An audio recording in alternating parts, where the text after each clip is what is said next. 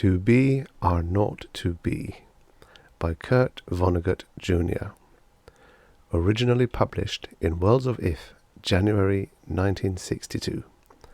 Narrated by Tom Trussel. Got a problem? Just pick up the phone. It solved them all, and all the same way.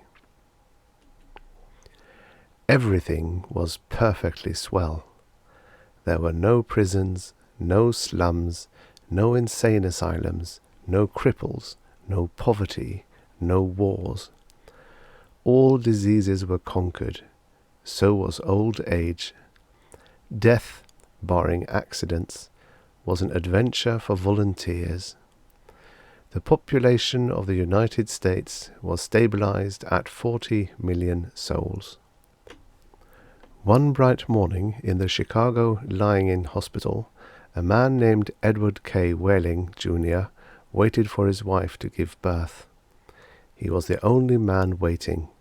Not many people were born a day anymore. Whaling was 56, a mere stripling in a population whose average age was 129. X-rays had revealed that his wife was going to have triplets. The children would be his first. Young Whaling was hunched in his chair, his head in his hand. He was so rumpled, so still and colourless as to be virtually invisible. His camouflage was perfect, since the waiting room had disorderly and demoralized air too. Chairs and ashtrays had been moved away from the walls. The floor was paved with spattered drop-cloths. The room was being redecorated. It was being redecorated as a memorial to a man who had volunteered to die. A sardonic old man, about 200 years old, sat on a stepladder, painting a mural he did not like. Back in the days when people aged visibly, his age would have been guessed at 35 or so. Aging had touched him that much before the cure for aging was found. The mural he was working on depicted a very neat garden. Men and women in white, doctors and nurses, turned the soil, planted seedlings, sprayed bugs, spread fertilizer.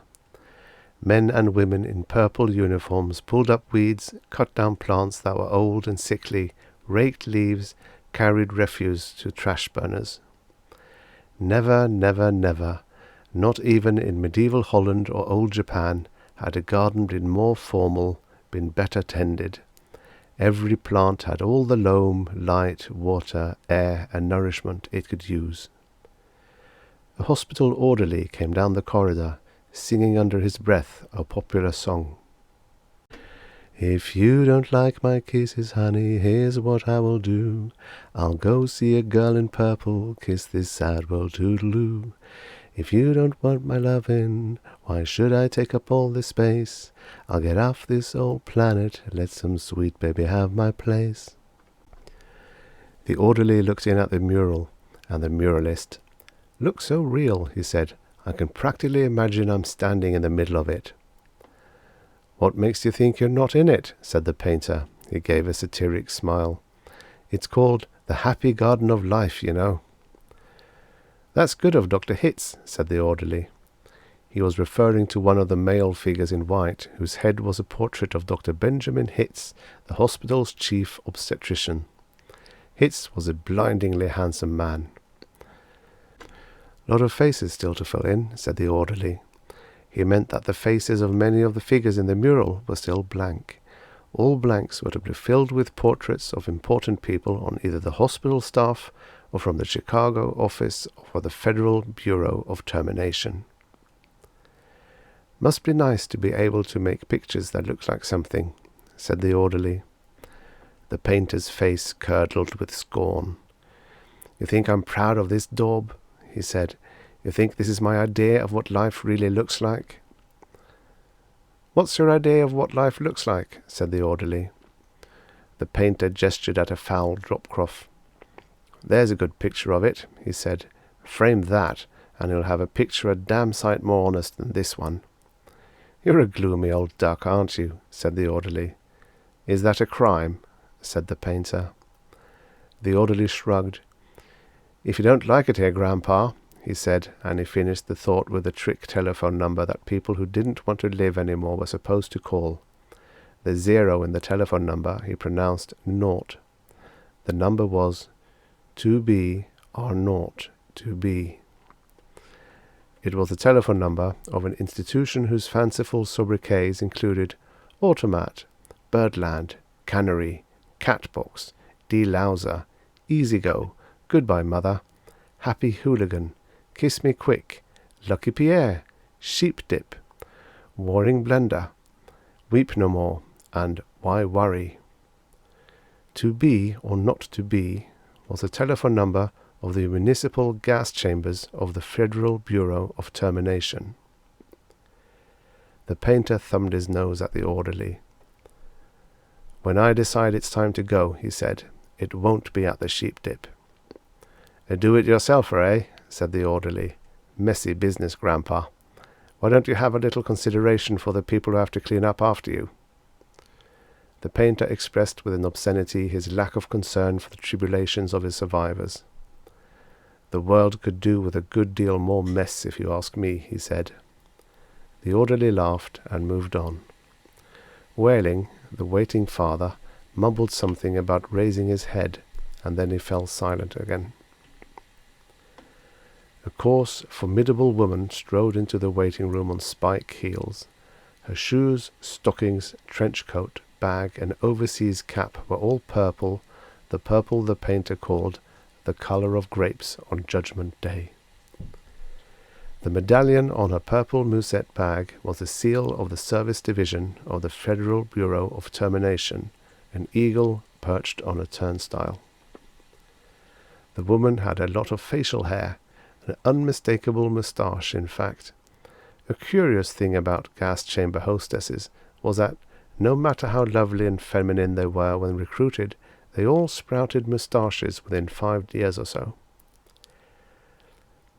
"Is this where I'm supposed to come?" she said to the painter. "A lot would depend on what your business was," he said. "You aren't about to have a baby, are you?" "They told me I was supposed to pose for some picture," she said. "My name's Leora Duncan." She waited. "And you dunk people," he said. "What?" she said. "Skip it," he said. "That sure is a beautiful picture," she said. "It looks just like heaven or something." "Or something," said the painter. He took a list of names from his smock pocket. "Duncan, Duncan, Duncan," he said, scanning the list. "Yes, here you are. You're entitled to be immortalized.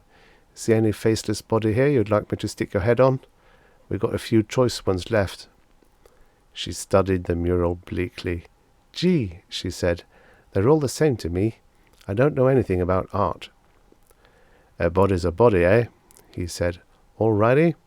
As a master of fine art, I recommend this body here." He indicated a faceless figure of a woman who was carrying dried stalks to a trash burner. "Well," said Leora Duncan, "that's more the disposal people, isn't it? I mean, I'm in service. I don't do any disposing." The painter clapped his hands in mock delight. "You say you don't know anything about art, and then you prove in the next breath that you know more about it than I do. Of course the sheave carrier's wrong for a hostess. A snipper, a pruner. That's more your line." He pointed to a figure in purple who was sawing a dead branch from an apple tree. "How about her?" he said. "You like her at all?" "Gosh," she said, and she blushed and became humble.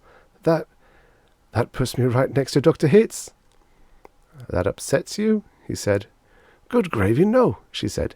It's just such an honor." "Ah, you admire him, eh?" he said.